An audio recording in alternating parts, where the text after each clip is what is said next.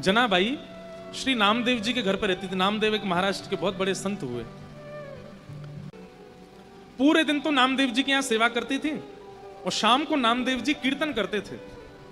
लेकिन एकमात्र जनाबाई को ठाकुर जी दिखाई देते थे। नामदेव जी जब कीर्तन करते तो ठाकुर जी नाचते हुए आते थे और खूब जोर से नाचते थे। कहते हैं श्री जनाबाई मंदिर नहीं जाती थी।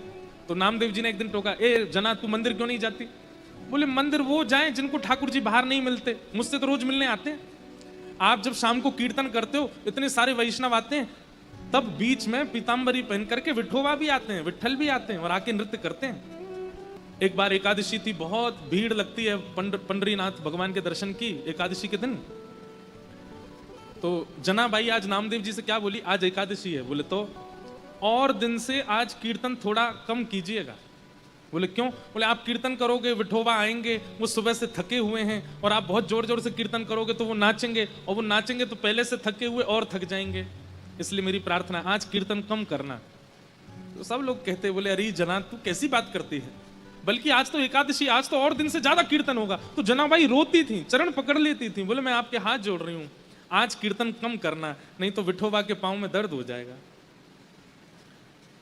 लेकिन कौन माने, जब तरंग आती है कीर्तन में तो सब नाचते हैं और जोर जोर से नृत्य होने लगा। इतने में ठाकुर जी आ गए। तो जनाबाई सबके पास जा जा करके बोले मत नाचो, बैठो, आप नाचोगे तो विठोबा भी नाचेगा और उसके पांव में दर्द हो जाएगा, बैठो बैठो, सबको बैठाती। ठाकुर जी बोले ए जना तू सबको बैठा मत, नाचने दे। बोले आपके पांव में दर्द हो जाएगा, आप थके हो सुबह से। तो ठाकुर जी कहते तू चिंता मत कर, ये जब सब चले जाएंगे मैं तेरे से पांव दबाने आ जाऊंगा, तू मेरे पांव दबा लियो।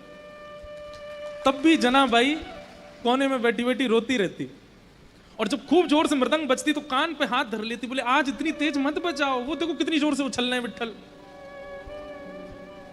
जब सब चले जाते, सब सो जाते, रोती रोती जनाबाई पुकारती कब आओगे, मुझे पांव दबाना है। तेल लेकर के बैठती, घी लेके बैठती।